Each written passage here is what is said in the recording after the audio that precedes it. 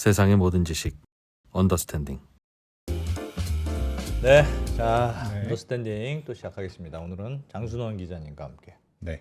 여러분들이 뭐 매우 좋아하시는 장 기자님 여기 앉으시니까 좋죠? 아니요. 나는 왜 여긴 어디인가? 아 뭐. 그런 건 아니고 만날 수 있어서 좋은데 네, 이 프로님이 계셨으면 더 좋았을 거예요. 네, 이 프로님은 요즘 개인 일정이 많으셔가지고 네. 요즘 오늘 동남아 얘기를 사실 할 건데 네. 요즘 국제 뉴스 뭐 되게 많이 보시잖아요. 외신 보시는 분들도 많고. 네. 근데 맨날 뭐 미국, 중국 얘기, 유럽 얘기 이런 거는 정말 많이 보는데 네. 동남아는 우리가 솔직히 진짜 너무 모른다. 모르죠. 어? 잠깐 놀러 갈 때. 놀러 갈 때 야, 여기 좋네, 뭐 바닷가 좋네 이런 것만 알지. 동남아가 사실 한국이랑 가까운 위치에 있고 인구가 한 7억 명쯤 될 걸요. 그렇게 많네. 엄청 많습니다, 생각보다. 근데도 진짜 몰라도 좀 심하게 모른다. 맞습니다. 그래서 동남아를 좀 하나씩 좀 자세히 우리가 좀 알아보자. 네. 이런 취지에서 한국에 대해 우리 장준영 교수님 모실 건데 네. 오늘은 동남아 중에서도 제일 저희가 잘 모르는 지역. 미얀마에 대해서 오늘 미얀마. 네. 미얀마 뭐 좀 아십니까 미얀마? 예전에 저희가 초등학교 다닐 때 거기 이제 폭파 사건이 있어서 정부 요인들이 많이 죽었다. 그런 것도 있었지. 너무 옛날 얘기인가요? 그다음에 너무 옛날 얘기도 하고. 최근에 뭐 쿠데타. 뭐 그런 얘기. 아웅산 수지 여사. 네. 뭐 그런 정도. 그렇습니다. 딱 여기까지야. 그래서 더 아는 게 없어가지고 네. 장 교수님 모시고 네. 미얀마 요즘 하여튼 구테타도 있고 무슨 총선도 있고 복잡하다는데 네. 좀 제대로 배워보겠습니다. 어서 네. 오십시오. 네, 안녕하세요. 네. 장준영입니다. 아웅산 수지 정도 다들 알죠? 불교 나라야. 뭐 그렇죠. 아웅산 수지 여사가 무슨 민주 투사야. 뭐 그런 정도 들어본 것 같습니다. 그 가볍게 시작하는 의미에서 네. 아웅산 수치는 아시잖아요. 네. 방금 언급하셨으니까. 네. 아웅산 수치의 아버지가 누구신지는 모르시죠? 모르죠. 아버지가 아웅산이고요. 네. 북한이 83년도에 그 우리가 소위 말하는 아웅산 테러 사건을 예. 일으켰던 그분의 무덤에서 테러 사건이 네. 일어났어요. 아 그런 거예요? 네, 그러니까 아웅산이 사람 이름이에요. 아. 그리고 아웅산은 지금 많은 문제를 일으키고 있는 미얀마 군부를 창시한 사람이고, 아웅산 자체가? 네, 아웅산이 미얀마 군부를 만든 사람이에요. 근데 군부를 만들었는데 그 딸은 민주투사고? 그렇죠. 군부를 만들었고 그 군인들을 중심으로 해서 영국으로부터 독립운동을 했던 인물. 그러니까 독립의 영웅이기도 하고 예. 미얀마 군부를 창군한 그런 인물이기도 합니다. 그러니까 미얀마에서 가장 존경받는 인물 중에 한 명. 그게 아웅산. 아웅산. 아빠 아웅산. 예. 자, 그러면 여기서 제가 간단하게 퀴즈를 하나 드리면 네, 두렵다. 아웅산 아버지가 아웅산이고 네. 아웅산 딸은 아웅산 수지라고 그랬잖아요. 예. 네. 그러면 성이 뭘까요, 이 사람들? 패밀리 네임. 성. 아웅산. 아웅산. 아웅산. 아웅. 아웅. 산. 아니 아웅산은 하나 아닐까? 아웅산. 아웅산. 아니에요? 아웅산. 네. 그 상당히 그 재밌는 것 중에 하나가 미얀마는 성이 없어요. 우리 안 대표님, 장 기자님 계시지만 네. 우리는 뭐 수능 안씨, 예. 뭐 인동장이겠죠 예. 아마 네. 이렇게 있을 거잖아요. 네. 근데 이 미얀마는 성이 없습니다. 그게 다 이름이에요? 그렇죠. 전체가 다 이름이에요. 그런데 그런데 같은 아웅산이라면서요. 그러니까 아웅산 수치인데 그 아웅산 수치는 이름이 상당히 독특한 게 아버지가 그러니까 셋째 딸인데 그러니까 위로 오빠가 둘이 있고 마지막 이제 딸이죠. 얼마나 귀엽겠어요. 네. 그래서 이름을 지을 때 뭐 그 위에 저 오빠들도 마찬가지지만 우리 가족들 이름을 다 넣은 거예요. 그래서 아웅산 수치에서 아웅산은 자기 아빠 이름, 아버지 이름. 그다음에 수는 그 자기 어머니 이름. 아웅산 장군의 부인이겠죠. 거기 그 아웅산 그러니까 그 어머니의 이름 중에 하나를 넣고 그다음에 마지막에 찌는 아웅산 수치의 할머니. 그러니까 아웅산 장군의 어머니가 되겠죠. 모친의 이름을 하나 갖고 와서 이렇게 다 조합한 조합을 거예요? 해서 지은 거예요. 아웅산이 성이 아니었군요. 그렇죠. 그래서 미얀마에는 네. 패밀리 네임이 없어요. 아예 그런 개념이 없어요. 예, 공식적으로 그런 개념이 없어서 그래서 보통 근데 이게 문제가 90년대 이후 뭐 소위 말하는 우리가 세계화 시대가 되면서 미얀마 사람들도 이제 해외에 나갈 일이 많이 생길 거잖아요. 예. 비행기를 타야 돼. 배를 타거나. 그러면 패밀리 네임 쓰러우잖아요. 그렇죠. 거기에 그러니까 카드 이미그레이션 카드에 뭐라고 써야 되잖아요. 그래서 사람들이 이제 고민하게 되는 거예요. 이거 내 패밀리 네임을 뭐로 써야 될까? 그 자체가 없는데.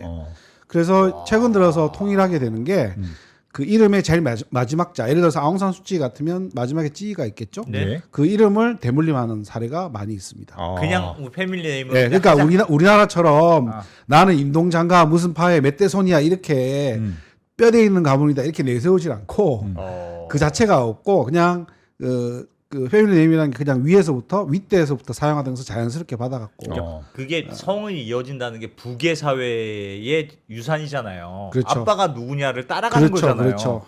그런 컨셉이 없는 모양이에요. 아예? 그래서 동남아는 미얀마도 포함해서 동남아는 대체적으로 북의 목의 그런 개념이 없고 공계라고 부릅니다. 양쪽 다. 양쪽 엄마, 아빠 다. 엄마 아빠 다. 그래서 결혼을 하죠. 그러면 뭐 옛날 요즘에 이제 분가해서 따로 살기도 하지만 예. 결혼하면 양쪽 식구가 같이 사는 거예요. 그러니까 친정 식구, 시댁 식구가 다 같이 사는 거죠. 아 정말요? 예, 지금도 그렇게 사는 지역들은 적지 않게 있습니다. 그러니까 그 산악지대 이제 뭐 일손이 많이 필요한 지역들, 시골들 있죠. 그런 데는 이제 같이 살게 되는데 이게 사실상 우리나라도 지금 성을 쓰지만 뭐 다들 아시다시피 조선시대 말 들어서 우리나라의 성씨가 양반이 95% 이상이 되고 하잖아요. 네. 우리나라도 성씨가 그렇게 많지는 않았을걸요. 그랬을 것 같아요. 장 기자님 그 뼈대 있는 인동장가라고 그러시는데 저는 그런 말 한 적 없습니다. 제가 그 표정에서 그렇게 느끼시는데 예. 한번 조사를 한번 해보시면 어떨까 싶습니다. 그때부터 구한말을 족보로 샀을 수도 있고. 그러니까 그 제가 알기로는 성씨가 없는 성씨를 가지기 시작한 거, 그러니까 없는 것은 아시아의 일반적인 그 풍습이고요. 뭐 성이 만들어진 건 그렇게 오래되지 않았고 미얀마 옆에 있는 태국 같은 나라도 20세기 초반에 성을 만들었어요, 인위적으로. 예. 그래서 실제로 태국 사람들 만나서 명함을 받다 보면 성이 엄청 길어요. 그래서 너의 성을 정확히 이름을 얘기해라 하면 얘기 못하는 사람들도 있어요. 그 정도로 길 정도로 길게 돼 있고, 그러니까 성이라는 것에 대해서 그렇게 크게 관심을 기울이지 않는. 근데 그 아무리 그게 없더라도 네. 그러니까 처갓집 네. 친가가 네. 같이 모여 산다.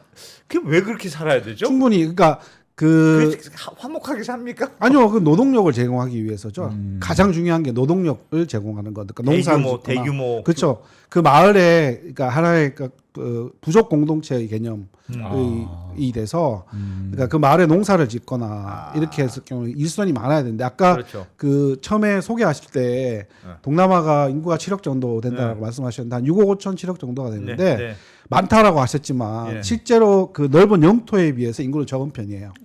땅에 비해서. 다른 지역에 비해서 인구가 상당히 적은 편이어서 그러니까 항상 동남아 역사를 보면 뭐 전쟁을 하거나 뭐 내부에 갈등이 있거나 하는 것들이 주요 행위가 사람이었어요. 사람. 누가 더 많은 사람을 거느리느냐. 이게 되게 중요했었거든요. 그래서 사람이 부족하기 때문에 공개, 그러니까 양쪽 다 우리 공산당 할 때 함께 공짜 있잖아요. 그 공짜를 쓰는 거예요. 그래서 이 부모가 시부모, 뭐 친정부모 이런 개념이 특별하게 없어지고 물론 단어는 있어요. 시아버지, 시어머니 이런 개념이 있지만 있는데. 그냥 아버지, 어머니라고 불러요. 결혼하면. 그건 미얀마가 좀 독특한 거군요. 제가 봤을 때 지난번에 말씀하셨던 태국 이런 데도 그냥 그 성이 있었잖아요. 그게 이제 만들어진 성이고 만들어진 성이고 근본적으로 이제 모계 사회의 전통이 좀 더 강해요. 그러니까 그 퍼센테이지로 따지면 뭐 모계가 한 51, 부계가 49 이 정도로 보는 게 더 맞아요. 그러니까 동남아는 다 그런데 미얀마가 좀 늦는 거군요. 그렇죠. 그러니까 영국이 식민 통치를 할 때 성 같은 거를 도입하려고 시도를 했겠죠, 당연히. 근데 거기에 이제 전혀 반응을 하지 않은 거죠. 지조 있네. 하여튼 그렇고 그래서 이제 사람 이름을 지을 때 여기는 성이 없는 대신에 사람 이름을 지을 때 태어난 요일이 되게 중요하거든요. 요일이요? 예, 무슨 요일에 태어났느냐. 우리는 시간 이런 걸 따지잖아요. 근데 여기는 요일이 뭐 월요일에 태어났냐, 화요일에 태어났냐 이런 거예요. 그러면 그 요일에 해당하는 미얀마어 문자가 있어요. 그래서 예를 들어서 뭐 월요일 날 태어났다라고 하면 거기에 해당되는 게 알파벳으로 치면 K, KH 뭐 있는데 요게 이름이 들어가야지 되는 거예요. 이름에 첫 번째 이름으로. 이름 보면 언제 그렇죠. 무슨 이름을 태어났지 보면 아는군요. 이름을 보면 이 사람이 무슨 요일에 태어났다라는 것을 대충 다 알 수가 있죠. 그러면은 이름이 비슷한 사람들이 엄청 많겠네요. 7일밖에 없어요. 엄청 많습니다. 아, 그래서 이름을 구별하는 게 네. 출신 뭐 이런 걸 따지죠. 앞에 아, 이름이 뒤에 뭐 예를 들어서 아웅산 수치가 여러 명 있다. 그러면 뭐 양곤 출신 아웅산 수치, 아, 뭐 만들레 출신 아웅산 수치 뭐 이렇게 아. 부르기도 그러니까 합니다. 성이 없으면 그것도 이 좋아하는 이름도 그래서 비슷비슷할 것 같네. 가족들 보면 가족 멤버들이 이렇게 있을 거잖아요. 이 사람들이 가족인지 아닌지 몰라요. 그죠? 근데 요즘에는 어느 정도 약간 통일이 그렇겠다. 통일이 됐죠. 근데 이제 그 이름 짓는 것도 예외 없는 규칙이 없다고 한 7, 80%는 그걸 따라서 짓지만 그렇게 또 하지 않아. 아웅산 수치 같은 경우는 그렇게 안 한 케이스예요. 그냥 아버지가 이 이름을 우리 가족들을 다 넣어서 지은 그냥 그런 예를 사례. 들면 모여 살면 가족이지 너는 내 핏줄이고 그런 개념이 약한가 봐요. 그런 개념에서 보면 어. 미얀마에는 우리 인사말로 안녕하세요, 뭐 안녕히 가세요 이런 거 있죠. 예. 그런 말이 없어요. 원래는 그런 그런 말이 없고 최근에 만들어진 말이 있긴 있는데요. 음. 그게 왜 그러냐면 보면 이 사람들 미얀마 사람들이랑 얘기를 해보면 일종의 동족 의식 이런 것들이 되게 강해요. 전체로 다. 전체적으로. 예. 아. 그래서 우리 식당에서 주문할 때 뭐 이모, 삼촌, 사장님 이렇게 부르잖아요. 예, 예. 근데 미얀마에서는 뭐라고 부를 것 같아요? 누님 이렇게 맞습니다. 불러. 누님. 누님이라고 예, 그래요? 누님. 어. 그다음에 형, 동생 어. 이렇게. 아. 그러니까 모두 다 그 자기네들 동족이라는 개념이 상당히 강해요. 미얀마에는 종족이 많은 걸로 알고 있는데 다른 종족끼리도 그래요? 최소 135개이고요. 아. 근데 135개 가운데 134개가 퍼센테이지로 따지면 30% 정도밖에 되지 않으니까. 아. 근데 그 사람들은 사실상 그 표준어로는 통하지가 않거든요, 말이. 아. 그러니까 미얀마에서도 정규 교과 교육을 못 받으면 우리가 말하는 국어 있잖아요, 미얀마어를 못하는 사례도 적지 않게 있어요. 아, 야. 134개, 5개? 흥미진진하네. 그렇습니다. 엄청 많네요. 야, 진짜 특이하네. 이게 잘 벌써부터 특이하네. 모르실 것 같아서 네. 깨알 상식으로 제가 하나 말씀. 알겠습니다. 혹시나 어. 미얀마 분을 만나실 일이 있고 그분으로부터 명함을 받는다. 그 명함에 이름이 이렇게 있을 거잖아요. 그 예. 무슨 요일에 태어났느냐를 물어보시면 아, 그러면 상당히 좋아합니다, 미얀마 사람들. 너 좀 아는구나. 그렇죠. 이런 거. 심지어 그 요일별로 해당되는 자음이 있는데 그거 예. 다 못 외우시겠지만 만약에 그걸 외워갖고 얘기를 하잖아요. 야, 그러면- 너 무슨 요일에 태어났니? 이렇게 그렇죠. 물어보는구나. 그러면 엄청 미얀마 사람들을 좋아합니다. 더 친밀감을 느낍니다. 아, 알겠습니다. 그렇구나. 미얀마 최근에는 무슨 구테타가 그렇죠. 뭐 최근 일도 아니죠. 원래 이제 오래됐습니다. 아웅산 수지 여사가 원래 뭐 가택으로 연금으로 오래 있다가 네. 그래서 민주화 투사로 됐다가 네. 정권을 뭐 이렇게 잡았다고 들었는데 근데 다시 군부가 구테타를 해서 쫓겨났다. 뭐 그런 정도로 알고 있습니다. 제 그 간단한 경험을 하나 말씀을 드리면 그러니까 이 나라가 미얀마가 2015년에 총선이 한번 있었거든요. 예. 예. 그때 이제 그 우리나라 언론에서도 그렇고 뭐 대부분 얘기했던 게 미얀마가 반세기 이상 54년의 군부 정권을 종식시키고 드디어 민주화가 됐다. 이렇게 얘기를 했었거든요. 네. 근데 그래서 저도 이제 라디오나 이런 데 인터뷰를 그때 많이 했었어요. 예. 근데 되게 괴로웠던 게 거기는 라디오는 시간이 정해져 있고 짧으니까 자꾸 사회자가 그래서 미얀마 민주화 됐습니까? 민주화 됐습니까? 이제 민주화 됐어요? 계속 물어보는 거죠. 그래서 저는 제도적으로 민주화가 됐지만 뒤집어질 확률이 많아요. 이걸 얘기해야 되는데 네. 시간 관계상 끊습니다. 이렇게 얘기를 하는 거예요. 그래서 저는 너무 사람들 정말. 답답했던 것 중에 하나가 예. 그러니까 2015년 그러니까 선거로 인해서 아웅산 수치가 이끄는 정당이 여당이 됐어요. 그러니까 사실상 민간 정부가 이제 들어서게 된 거죠. 군부 정권이 무너진 건 사실인데 네. 문제는 뭐냐면 군부가 50년 동안 통치를 한 나라예요. 그러니까 군부가 갖고 있는 기득권이 얼마나 많겠어요. 예. 그렇죠? 네. 그 내려놓지 않으려고 했던 것들이 얼마나 많을 것이고 그만큼 민간 정부를 허약했어요. 상당히 허약했다라는 거죠. 그러니까 우리나라 같은 경우에도 87년 체제가 되고 그 이후에 그 군부 정권 체제를 청산하는 것도 되게 오래 걸렸잖아요. 예, 시간이. 예.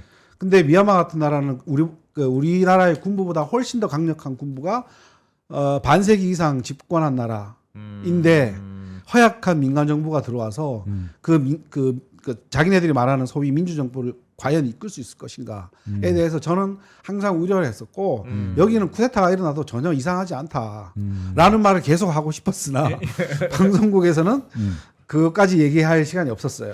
아니 그때 저도 그게 몇 년 전인지 모르겠는데 얼핏 기억나는 게 아웅산 수치 막 노벨상도 받고 그랬잖아요. 91년도죠. 91년도. 그 노벨상도 받은 아주 유명한 분이 드디어 해서 막 신문 크게 나왔는데 네. 대통령이 아니고 네. 무슨 고문이라는 맞습니다. 거예요. 맞습니다. 잘 아시네요. 그래서 네. 고문은 뭐지? 뭐 네. 약간 좀 그러니까 뭔가를 완전히 종식시킨게 아니고 이렇게 뭔가 연립 정권을 했다는 뜻인가? 살짝 그런 식으로 생각했던 것 같은데. 그러니까 미얀마 헌법이 상당히 헌법 자체가 비민주적이에요. 결론적으로 말씀을 드리면. 예. 그래서 뭐 예를 들어서 군인들의 정치 참여가 보장이 돼 있어요. 그러니까 각 네. 의회 뭐 25%, 할 수는 있죠. 예, 25%가 그러니까 군복을 입고 그냥 국회의원이 되는 거예요.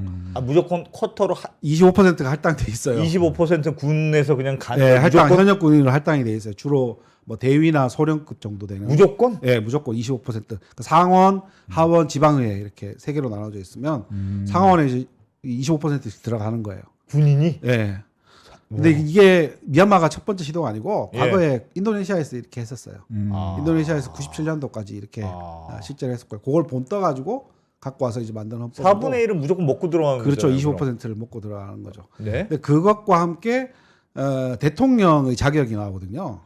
대통령의 자격 중에 하나가 재밌는 게 그 자기가 대통령 출마자를 비롯해서 가족들, 직계 뭐 존속까지도 모두 다 미얀마 시민권자여야 된다라는 조항이 있거든요. 아. 미얀마에서 20년 이상 거주를 해야 되고. 예. 근데 아웅산 수치는 영국 사람이랑 결혼을 했어요. 아. 영국에 오랫동안 사셨고 영국의 티벳을 연구한 학자가 있는데 예. 이분이랑 이제 결혼했어요. 결혼을 했고 그 남자아이가 아들이 둘이 있어요. 둘이 영국 시민권자겠죠, 당연히 영국적이겠죠. 그러니까 아웅산 수치가 대통령에 출마하지 못하도록 만든 독소 조항인 거죠. 아. 네, 외국인은 안 된다. 그렇죠. 그러니까- 미국도 그렇기는 그래요. 외국인은 안 된다. 근데 그 가족들까지 다 포함시켜 놨으니까. 가족들도 외국인이면 안 예, 된다. 가족들. 아, 그건 좀 심하네. 그렇죠. 그러니까 아니 근데 뭐 그러니까 출마자가 외국인이면 당연히 안 되겠죠. 예, 예. 근데 아웅산 수치는 국적을 포기하지 않았어요. 그러니까 영국에 살면서도 자기 국적을 꼭 지켰고 근데 이제 그러니까 대통령이 될 수가 없으니까 그래서 고육지책으로 생각해 놓은 게 국가 고문 또는 국가 자문 이런 걸 만들어서 초원법 기관을 만든 거죠. 초원법. 그래서 이 얘의 기능이 뭐냐 그런 게 없어요. 그런 거 없고 그냥 2015년 총선이 끝나고 난 다음에 그냥 아웅산 수치가 한 말이 나는 대통령 위에 어버브 더 프레지던트라는 말이에요. 대통령 위에 있는 인물이 될 것이다. 예. 라고 얘기를 하고 누가 대통령이 그때 당시에는 안 뽑혔으니까 대통령을 뽑으면 같이 가요. 대통령이랑 손을 잡고 국제회의를 가서 그냥 같이 가요? 네, 대통령 옆에 앉아 있고 내가 하는 말을 대통령은 앵무새처럼 반복할 것이다. 이렇게 얘기를 했었어요. 그것도 좀 이상하긴 이상하다. 총법이니까 위헌이라고 할 수가 있겠죠. 예. 그래서 군부 쪽에서는 과거의 기득권 측에서는 이거 위헌이다. 헌법에 맞지 않다라고 하니까 아웅산 수치 측에서는 헌법 자체가 이상한데. 민주적이지 않으니까 민주주의를 달성하기 위한 우리의 고육지책이다라고 서로 싸우는데 결국은 뭐 일단 국가 자문력 또는 국가 고문력 이거는 이제 5년 동안 유지가 됐었죠. 헌법을 바꾸는 시도는 안 했어요. 헌법을 바꿀 수가 있죠. 당연히 개헌이 되는데 예. 또 여기서 나오는 게 개헌을 하려면 75% 정족수의 75%의 동의를 얻어야지 돼요. 75%. 군대가 비토권을 쥐고 있고 그렇죠. 정확히 아시네요. 그러니까 75%면 거기 안에 의회가 25%잖아요. 그러니까 예. 군인은 25%잖아요. 그러니까 일단 군인은 25%다 반대하겠죠. 네. 자기네들 편의로 만들어 놓은 헌법이니까. 예. 그러면 모든 군인을 제외한 모든 의회 구성원들이 개헌에 찬성을 해야 되겠죠. 전원. 전원. 그런데 그 군인 그 안에서 정당 가운데에서 군부를 지지하는 정당이 있겠죠, 당연히. 당연히 그렇지 않겠습니까? 그렇겠죠. 그러니까 당연히 개헌이라는 것 자체가 불가능하다.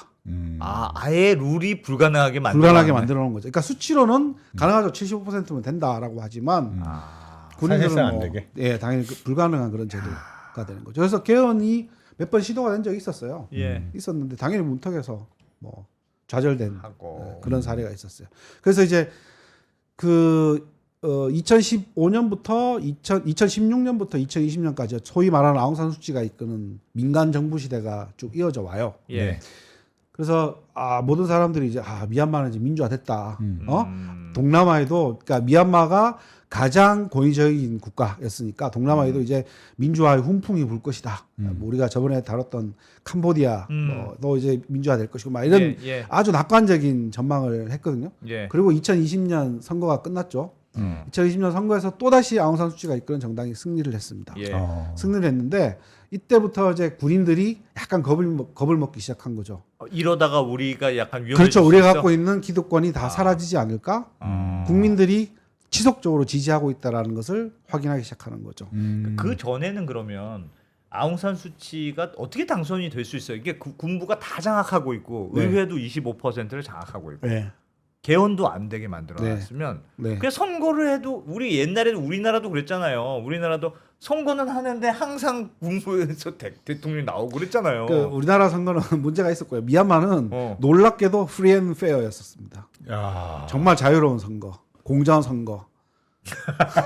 그다음에 다 자유롭고 공정한 나라. 자유롭고 공정하고 그러니까 전혀 관권 선거 이런 게 없었어요. 그러니까 2010년에 선거가 한 번 있었는데 그때는 완전 관권 선거였었고 군부가 후원하는 정당이 여당이 됐었어요. 그리고 2015년에는 일단 그 미얀마가 2011년부터 15년까지 어느 정도의 개혁 개방을 했어요. 국제 사회에서 약간 정상 국가로서 인정을 받았고 그리고 더 이상 군부가 우리를 집권하면 안 된다라는 그러니까 스스로 내부적으로도 그러니까 자성이 있었어요. 예, 자성이 어느 정도 있었던 것은 사실이에요. 그러나 완벽하게 우리가 갖고 있는 거 다 뺏기지 못한다. 뭐 이런 것들 제가 뒤에 말씀드리겠지만 미얀마 군인은 나라만 지키는 게 아니고 경제 활동도 정말 열심히 하거든요. 그래서 그들이 갖고 있는 기득권을 뺏기면 안 된다라는 그런 입장에서 어쨌든 정치 권력을 이제 내주겠다라는 거죠. 그래서 2015년 선거가 모든 국제사회가 다 보고 있는 선거이기 때문에 프리 앤 페어 할 수밖에 없었어요. 그러니까 그리고 국민들 자체가 50년 이상 군부 정권에 억눌려 있었으니까 뭐 민주화나 자유화에 대한 열망이 상당히 높았던 그런 시기였었고요. 그리고 주변에서 지원도 상당히 많이 했었어요. 우리나라도 마찬가지고 그 오바마 행정부 그때 당시 오바마 행정부였거든요. 오바마 대통령 그러니까 미국에서도 엄청나게 많이 푸시를 했었어요. 심지어 중국에서마저도 뭔가 새로운 방향으로 가라 이렇게 제안을 할 정도였었으니까 그래서 선거에서 당연히 승리할 수밖에 없었고 그러니까 아웅산 수치가 집권하고 있는 5년 동안 2016년부터 2020년까지 이때는 군부와 아웅산 수치 정부가 이제 갈등을 가지고 있으면서도 군부는 판을 뒤집을 기회를 계속 엿보고 있었던 거죠. 근데 여론이라는 게 있잖아요. 여론이 좋지가 않았으니까 판을 못 뒤집고 있다가 2020년 총선이 끝나고 난 다음에 이제 도저히 안 되겠다 군부 입장에서는 우리가 뭔가 해야 되겠다라고 해서 나온 게 뭐 우리나라에서 좀 많이 나왔지만 부정선거를 들고 나왔었어요. 근데 부정선거로 수치가 됐다. 그렇죠. 이게 NLD가 아웅산 수치가 이끄는 정당이 당선됐다 이렇게 얘기하면서 부정선거를 조사하자라고 제안했는데 뭐 당연히 부정선거는 있을 수 없고 아까 우리 이름 말씀드렸잖아요. 근데 미얀마는 동명이인이 엄청 많아요. 그리고 그 신분, 그러니까 주민등록 이런 게 전자화가 안 돼 있어요. 그래서 선거인 명부가 뭐 돌아가신 사람도 올라와 있기도 하고 제대로 조사가 안 된 거죠. 그런 문제점들이 있는데 근데 의석수가 8대 2 정도가 돼요. 그러니까 아웅산 수치가 이끄는 정당이 80% 이상을 차지한다라는 거죠. 그러니까 의석수를 많이 내줘도 그 아웅산 수치가 이끄는 정당이 그냥 승리할 수밖에 없는 그런 상황이었죠. 그래서 군부는 물밑 접촉을 계속해요. 그러니까 니네가 그럼 승리한 건 우리가 인정할 테니까 우리에게 권력을 어느 정도 좀 이양해 달라라고 하는데 아웅산 수치는 아주 고자세 우리가 이겼으니까 우리가 다 가져간다 이렇게 된 거죠. 그래서 군부가 쿠데타를 하겠다라고 선언을 해요. 2020년 총선이 끝나고 난 다음에 그래서 그래서 쿠데타는 2021년 2월 1일 날 새벽에 있거든요. 2달 정도의 시간이 있었어요. 석 달 정도의 시간이 있었고 군부가 계속 위협을 했었고 국민들도 대충 다 알고 있었어요. 쿠데타를 쿠데타를 한다 예고를 했었어요. 예고를 하고 한 거예요? 쿠데타를 우리 할 수밖에 없다. 예고를 했었거든요. 근데 아웅산 수치가 전혀 움직이지 않았어요. 거기에 대해서. 저는 개인적으로 왜 그런 결정을 했을까에 대해서 너무 궁금했었어요. 그리고 국민들도 설마 일어날까? 쿠데타가? 네, 설마 일어날까? 그랬는데 미얀마 군부는 충분히 하거든요. 근데 그래서 이제 2월 1일 날 쿠데타를 일으켰어요. 이렇게 난 다음에 이제 하루 아침에 이제 판이 완전히 뒤집어진 거죠. 판이 뒤집어져서 이 앞에 그 슬라이드에 제가 슬라이드 한번 보면서 얘기하죠. 앞에 보시면 처음에 이제 군부는 쿠데타를 딱 일으키면 미얀마에는 3번의 쿠데타가 있었거든요. 62년, 88년, 그다음에 2021년 이렇게 3번의 쿠데타가 있었는데 예. 3번 쿠데타의 공통점은 사람들이 막 봉기를 하잖아요. 예. 봉기를 하게 되면 전국적으로 봉기가 일어나는데 미얀마는 넓은 영토에 비해서 인구가 적어요. 예. 그러니까 이 우리나라 남북한 합친 거의 3배 반이에요. 땅이. 예. 오. 그 땅이 국토가. 근데 인구는 우리 남한 인구 정도밖에 되지 않아요. 그러니까 엄청 많이 차이가 나겠죠. 예. 그리고 이 사람들이 주로 대도시에 몰려 사는데 대도시가 한 3개 정도가 돼요. 그래서 시위를 한다고 하더라도 대도시 위주가 그렇겠네요. 되겠죠. 예. 그죠? 그래서 군인들이 어떻게 진압대를 어떻게 하느냐? 대도시 위주로 풀어요. 아. 대도시 위주로 네. 진압대를 풀어서 거기만 탁 장악하면 되는 거예요. 그리고 어차피 밀림지대 이쪽은 가봐야 시위대도 별로 없을 것이고 거의 불가능하다라는 예. 거죠. 포기를 하는 거죠. 그러니까 사람들이 몰리는 대도시 이쪽만 가서 장악을 하면 된다라는 거죠. 그래서 그게 길어봐야 한 2, 3개월 정도면 끝난다라는 거예요. 그러니까 과거 역사적으로 계속 그렇게 돼 있었죠. 그래서 군부 입장에서는 진압대를 풀어서 무력으로 얘네들을 다 진압을 하고 그러고 난 다음에 지난 총선 자체가 잘못됐다라고 해서 선거 부정을 조사를 하고 발표를 하는 거죠. 그러면서 이 선거 무효, 다시 우리가 판을 짜서 군부가 계획하에서 그러니까 선거를 다시 실시해서 차기 정부를 구성하겠다. 예. 이게 군부의 아주 짧은 제가 봤을 때 1년 6개월 정도의 시나리오였던 것 같아요. 그러니까 2021년부터 한 2022년 말, 길어봐야 2023년 초 이때까지 시나리오였던 것 같아요. 원래 그렇게 하려고 했어요. 원래 그렇게 하려고 했는데 문제는 뭐냐면 두 번째부터 보시면 되는데 반군부 체제, 반군부 집단에서 군대를 만들어요 이번에는. 군부가 있고. 예, 군부가 원래 있고. 군부 세력이. 예, 반군부, 그러니까 정권을 뺏긴 사람들 있겠죠. 그 사람들이 이번에 군대를 만들어요. 이게 미얀마 역사적으로 있던 일이 아니고 한 번도 없었던 민병대를 조직하는 거죠. 그래서 이제 PDF라고 보통 얘기를 해요. People's Defense Force라고 해서 뭐 국민방위군 또는 시민방위군 군대를 만들어서 우리도 이제 과거처럼 당하지 않고 무력으로 싸워서 이기겠다. 내전. 그렇죠. 내전으로 이제 들어가는 통로가 되는 거죠. 그렇게 하나가 만들었고 또 하나는 옆에 보면 EAO라는 게 있는데 미얀마는 그 소수 종족들이 되게 많다고 말씀드렸잖아요. 네. 그 소수 종족들이 대부분 군대를 가지고 있어요. 소수 종족마다? 예, 소수 종족마다 대부분 군대를 가지고 있어요. 그래서 뭐 국경 지역은 거의 작은 뭐 공국 이 정도로 생각하시면 돼요. 거의 배타적인 영토가 있고 중앙 정부의 통제력이 그렇죠. 거의 상실한. 예, 상실한. 그러니까 미얀마 영토 안에는 속하지만 실제로 거기는 그 종족들만 살고 있는 그런 새로운 조그마한 왕국, 소국 정도로 보시면 돼요. 얘네들 군대까지 가지고 있는 거예요. 그래서 대부분 마약 밀매도 하고 뭐 이런 것들로 해서 자금을 마련을 해요. 마약 생산, 밀매, 무기 판매 뭐 이런 거. 최근에는 뭐 사이버 스캠 뭐 이런 거 있잖아요. 그런 것도 하고. 그래서 범죄자들 미얀마에 많이 있다는 게 많이 가죠. 그래서 그렇구나. 예. 그래서 그러니까 그 무장 단체들이 있는데 그래서 아까 말씀드렸던 시민 방위군들이 무장 단체에게 오퍼를 넣는 거죠. 야, 우리 같이 협력을 해서 이번에 군부를 한번 물리쳐보자. 이렇게 제안을 하게 되는 거죠.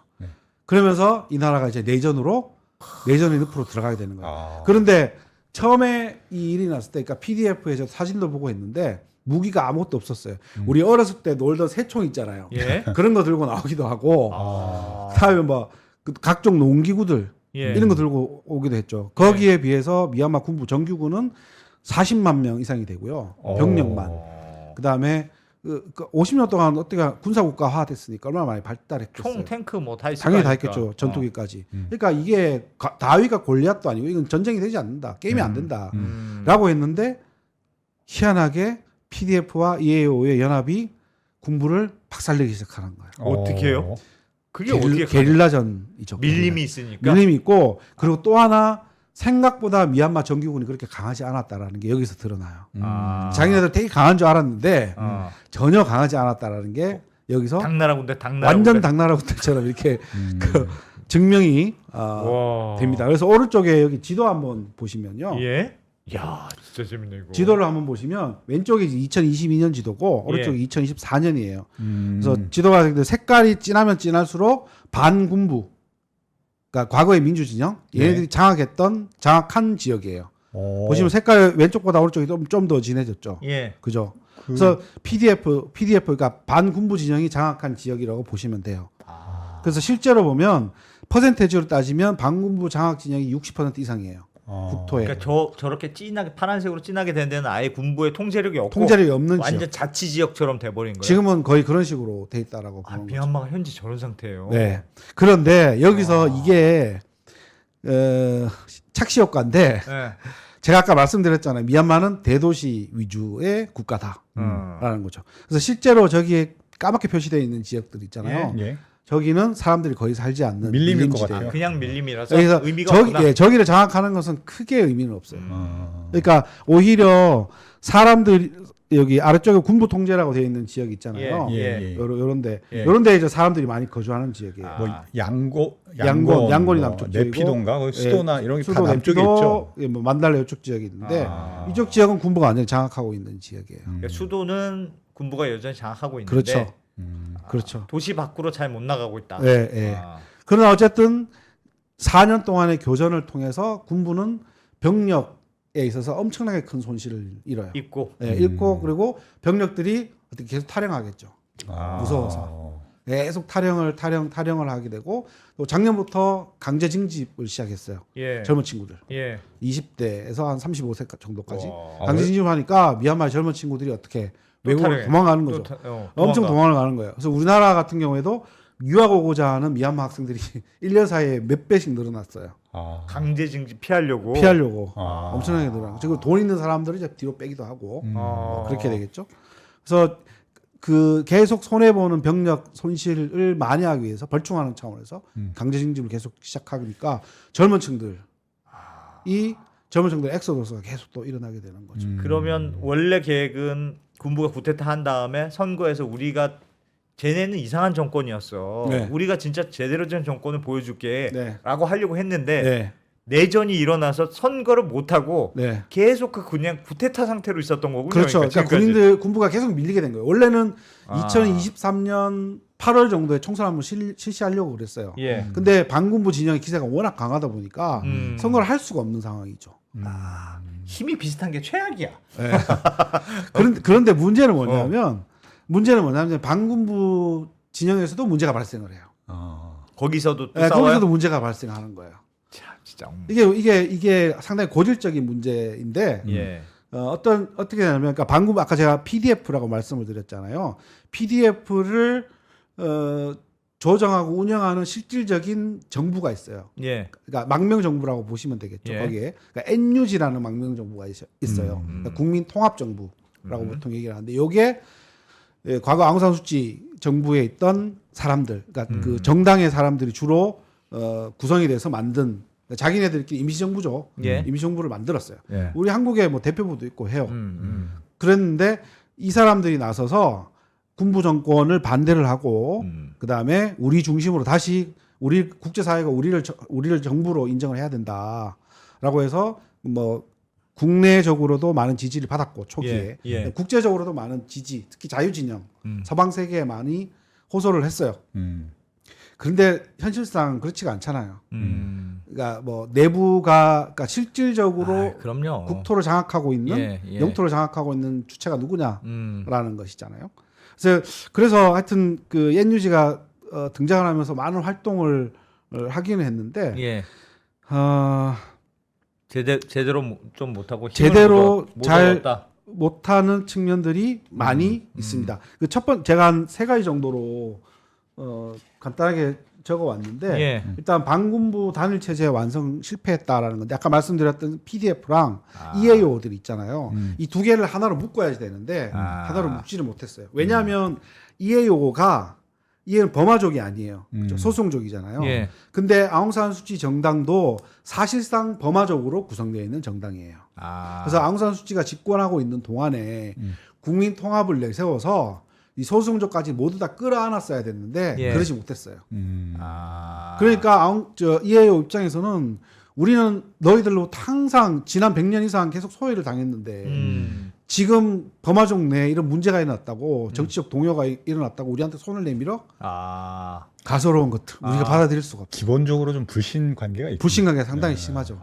그리고 일부 EAO는 미얀마보다는 중국과 더 가까운 사람들이 있어요. 근데 왜 탄압을 했어요? 소수민족을 왜 싫어합니까? 소수민족들을 탄압하기보다는 무관심에 더 가까웠고요. 예. 과거 군부 정권 때 군부 정권 때 소수 종족을 엄청나게 많이 탄압을 했는데 군부 정권이 정권을 계속 유지하기 위한 여러 가지 방법이 있을 텐데 예.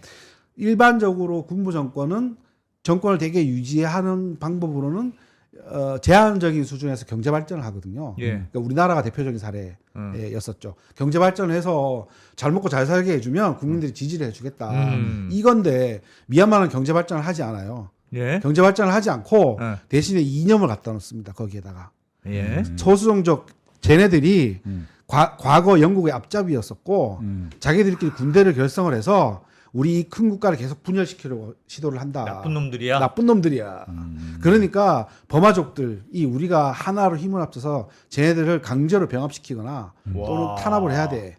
이런 식으로 계속 나왔던 거죠. 이간질 시켜서 이간질을 통치시켜 하는 거예요. 제대로 시켰죠. 근데 그것도 사실을 잘 모르는 일반 버마인들 같은 경우에는 그걸 사실로 받아들이게 되는 거예요. 그래서 제가 이 그림으로 그려놓은 거 보면 예. 이 아래쪽에 보면 버마족 중심이 돼 있는데 여기가 도시 사람들이 많이 사는 지역에 예. 버마족들이 많이 살아요. 그리고 소수족들은 아까 밀림지대, 고산지대 이런 데 많이 살아요. 이 사람들끼리 서로 섞일 일이 별로 없는 거예요. 예. 그래서 제가 뭐 교육을 제대로 안 받으면 뭐 국어도 제대로 못 한다라고 얘기를 했잖아요. 말이 안 통하는 사례도 그런 케이스도 있어요. 같은 미얀마 국민임에도 불구하고 말도 안 국민적인 통하고. 연대감 이런 게 전혀 없는 거죠. 동질감 이런 것들이 전혀 없게 되는 거죠. 와. 그거를 잘 알고 군부가 계속 이간질해 왔던 거예요. 그러면 아웅산 수치 정부가 집권했으면 그걸 다 아울러서 예. 5년의 짧은 기간이겠지만 다 연합하기 위해서 물론 시도는 했었어요. 시도는 했지만 네. 그 소수민족들이 버마족들이 갖고 있는 근본적인 이질감, 그 다음에 괄시를 받아왔던 지난 몇 년 동안 엄청나게 많이 차별을 받아왔거든요. 예. 그런 것들 일소에 그러니까 해결하지 못했다라는 것이죠. 아. 근데 최소한 아웅산 수치는 그걸 노력을 했었어야 되는데 예. 그렇게 제대로 하지를 못했어요. 아웅산 수치 정부 때도 그때 왜 버마 소수민족 탄압한다고 해서 국제사회에서 좀 비난받고 그렇죠. 그랬었던 그때 나왔던 게 이제 로힝자 네. 보통 로힝야라고 알렸는데 로힝자족 문제도 네. 있었고 이 로힝자족 문제도 그 100년 이상 이 사람들이 계속 탄압을 받아왔는데 근데 로힝자 문제 같은 게 약간 다른 게 이 사람들은 무슬림이잖아요. 아 그래요. 예, 이 사람 무슬림을 무슬림이에요. 탄압한 예, 거예요? 무슬림인데 무슬림들은 비무슬림이랑 결혼을 하잖아요. 그러면 네. 무조건 무슬림이 되어야 돼요. 네. 예, 그리고 무슬림은 중혼하잖아요. 결혼을 여러 번 예, 할 수가 예, 있잖아요. 예. 그러니까 무슬림 수가 기하급수적으로 늘어나요. 그래서 이 로힝자들이 살았던 지역에 무슬림 인구가 기하급수적으로 늘어나요. 그리고 거기에 옆에 불교도 같이 살고 있었는데 이 사람들이 계속 쭉 밀려나는 거예요. 불교가. 예, 그래서 제가 불교는 결혼도 잘 안 해. 게다가 완전 밀려나는 그래서 식으로. 이게 논리가 되게 간단한데 유엔이나 국제사회에서는 이 로힝자들이 미얀마라는 땅에 100년 이상 살았기 때문에 예. 그냥 국민으로 인정해라 이거고 미얀마 국민들은 그렇지가 않다. 여기가 버마적 불교도의 땅인데 무슬림이 계속 늘어나고 있다. 이거는 국가의 안보랑 관련되는 문제다라고 보는 거죠. 그래서 관점이 첨예하게 대립하는 거죠. 근데 아웅산 수치는 현실 정치인이에요. 그러니까 버마족 불교도의 말을 들을 것인가, 로힝자족의 말을 들을 것인가. 버마족의 손을 들었구나. 당연히 그럴 거기서. 수밖에 없는 거겠죠. 자기 정치인, 출신인데. 예, 정치인. 근데 그러면서 이 사람은 과거 미얀마의 인권 민주주의에 기여한 공로로 노벨 평화상을 받았는데 예. 과연 그럼 그걸 뭐냐? 아. 가 되는 거겠죠. 그래서 노벨 평화상을 뭐 박탈하자 뭐 이런 움직임도 있었습니다. 그래서 다시 돌아가서 예. 그래서 근본적으로 아까 말씀드렸던 NUG라는 이 그러니까 임시 정부가 PDF와 그러니까 미얀마의 반군부 진영을 하나로 다 묶지 못했다라는 예. 게 가장 핵심이고 그럼 왜 묶지 못했느냐? 전문성이 없었던 거죠. 전문성이요? 예, 전문성이나 행정 경험 이런 게 전혀 없는 거예요. 예를 들어서 각 부처 장관들이 있을 거잖아요. 예, 예를 들어서 PDF를 관할하는 국방부가 있겠죠. 예. 근데 국방부- 임시정부니까. 임시정부 내에서 그러니까 똑같이 뭐 국방부도 있고 외교부도 있고 다 있었어요. 예. 있어요 지금도. 근데 국방부 장관이 직업이 뭐냐라고 하면 최소한 국방이랑 관련된 일을 했던 사람이어야 되겠죠. 뭐 예. 전직 군인이거나 아니면 뭐 군사 경험에 되게 네. 뛰어난 행정관을 해야 되는데 이 사람은 시인이에요. 시인. 시인. 저도 깜짝 놀랐어요 보고. 그리고 그러면 시인이니까 이거 어떻게 국방과 관련되는 일을 다 장악할 수 있을까? 못한다라는 거예요. 예. 전혀 못한다라는 거예요. 와. 그러면 사람이 그러면 있느냐? 없다라는 거죠. 인재가 아예 쓸만한 사람이 없는 사람이 거군요. 많이 없게 되는 겁니다. 그게 마지막으로는 얘기 청년층의 해외 체류 망명인데 예. 미얀마는 사실상 그 젊은 인구가 상당히 많은데 예. 근데 좀 더 슬픈 현실이 가서 보면 그 30대에서 50대 그러니까 정말 국가를 말 그대로 운영해야 될 산업전선도 그렇고 다 그런 사람들이 그렇게 많이 없어요. 그 이유가 1988년도 민주화운동이 실패하고 난 다음에 예. 많은 체포령이 내려졌겠죠. 그때 민주화운동을 했던 네, 사람들이 네. 그 체포령을 피해서 도망을 갑니다. 해외로 도망갔어요. 해외로. 아. 그다음에 90년 선거가 있었는데 그 선거가 무효되고 난 다음에 그 당선됐던 정치인들이나 예. 이런 사람들이 또 체포령에 대해서 또 나가게 됩니다. 또 도망가고 다른 나라. 그리고 그 사이에 군인들이 집권하고 있던 그 시기에 나라 경제가 안 좋으니까 예. 일자리를 찾아서 또 외국으로 가죠. 어디로 주로 갑니까? 우리나라로 상당히 많이 왔습니다. 우리나라로요? 예. 가장 가까이 하는 나라가 태국이겠죠. 네. 태국을 중간 기착지로 해서 태국에서 뭐 태국이나 인도 쪽으로 갔다가 좀 더 뭐 생각 있는 사람들 유럽 쪽으로 많이 넘어갔어요. 가고. 아. 그리고 미국으로 간 사람들도 있고 호주, 싱가포르도 상당히 많이 있습니다. 아. 그런 식으로 해서 가서 뭐 현지에 정착을 하는 거죠. 예. 그래서 민주화 운동가들조차도 과거 군부 정권 때 이제 민주화 운동하던 사람들 아, 국내에서 하지 않고 해외에 나가서 민주화 운동을 하는 거예요. 그래서 해외에서 민주화 운동을 해봐야 그게 국내랑 커넥션이 거의 별로 없었을 것이고 예. 그러다 보니까 군부 정권이 좀 더 돈독하게 오랫동안 지속될 수가 있었다라는 겁니다. 그래서 지금 그 말 그대로 국가의 미래를 짊어지고 있는 청년층들이 많이 빠져나가서 예. 이런 군부에 저항하는 하나의 단체가 만들어지더라도 거기를 역량 있는 젊은이들, 능력 있는 사람들, 이 사람들이 그렇게 많이 없다라는 것입니다.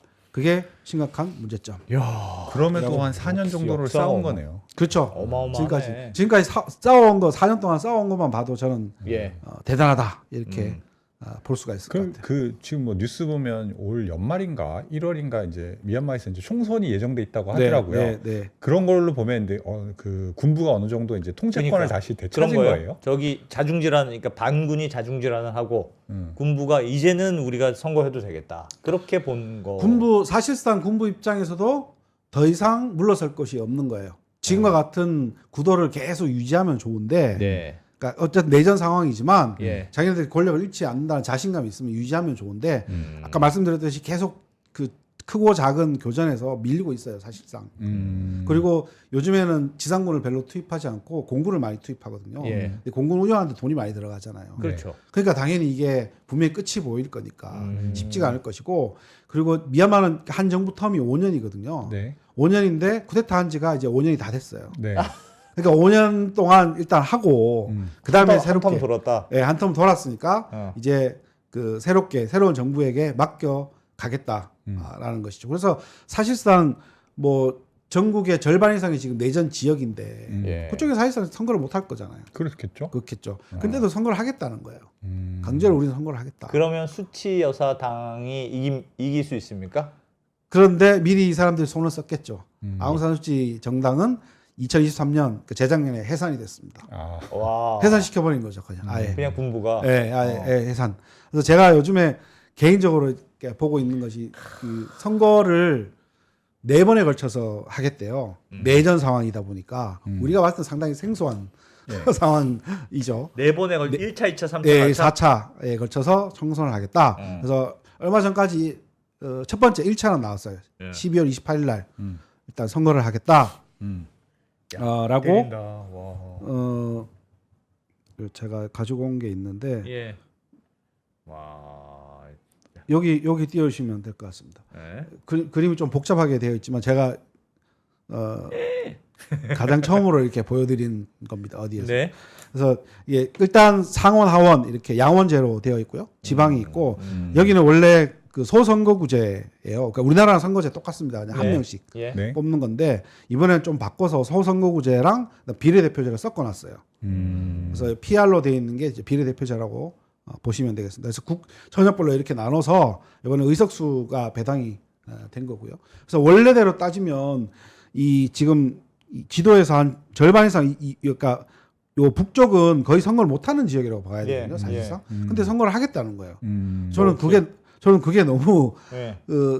그 의아해요. 근데 아마 뭐 대충 하고 대리 투표하고 뭐 이렇게 해서 할 가능성도 있겠죠. 예. 그렇게 해서 어쨌든 12월 28일 날 100개 이상의 선거구에서 총 330개 선거구 가운데서 100개 이상 3분의 1이겠죠. 이날 선거를 먼저 하겠다로 발표를 하고 해놓은 상황입니다. 지금 해놓은 상황이고 예. 아직 선거가 하진 않았고 그러니까 12월 28일 날이 첫 번째.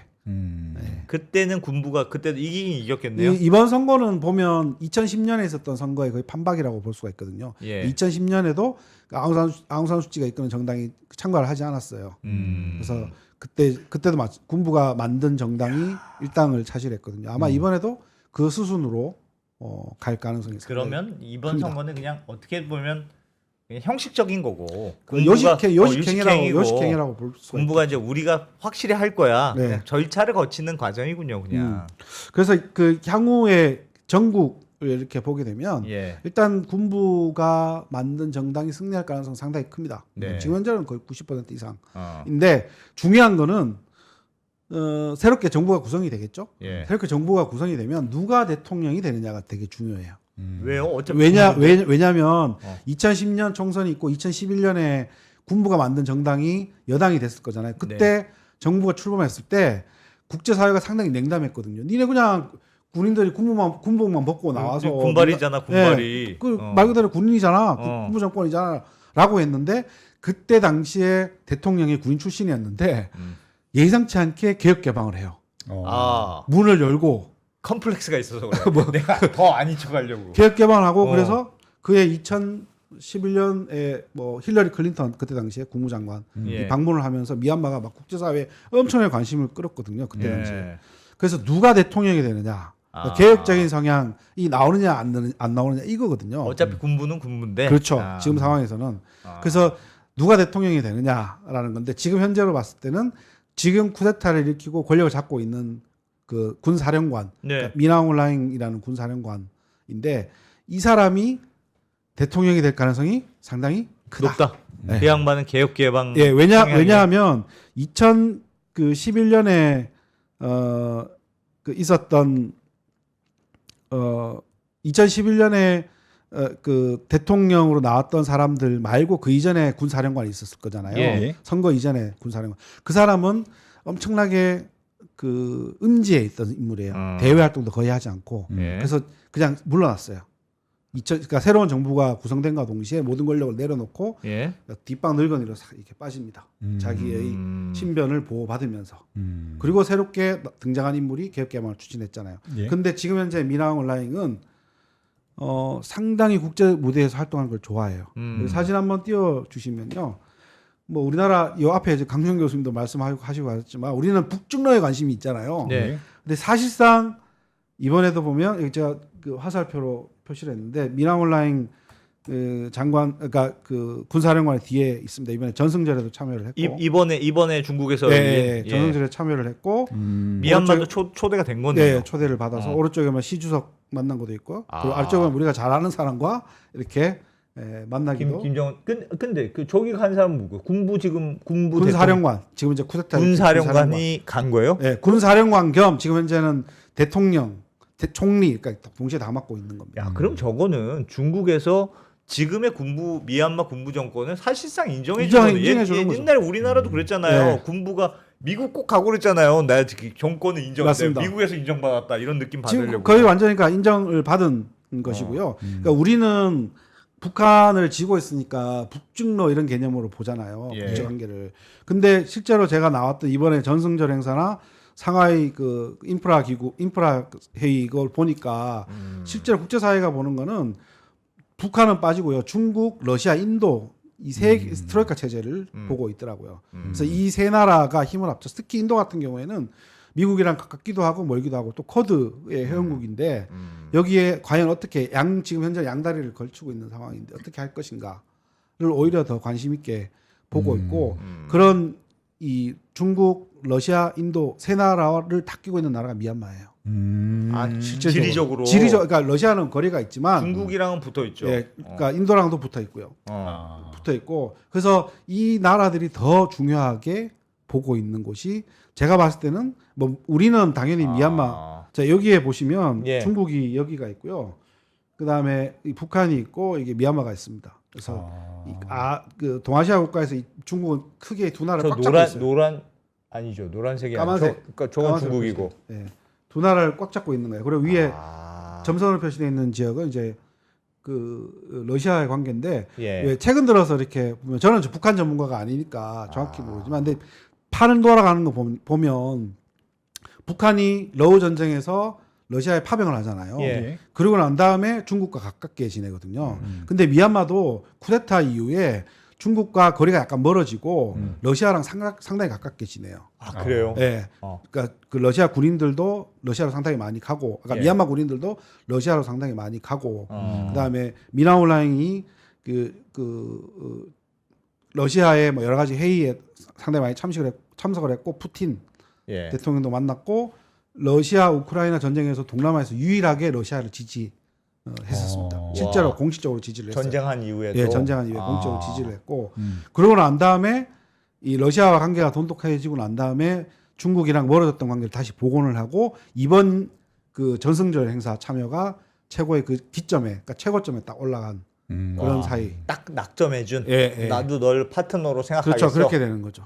그래서 이 미얀마와 이게 정확 뭐 맞는지 아닌지는 잘 모르겠으나 미얀마와 중국 관계를 보면 중국과 북한과 중국의 미래가 약간 보인다.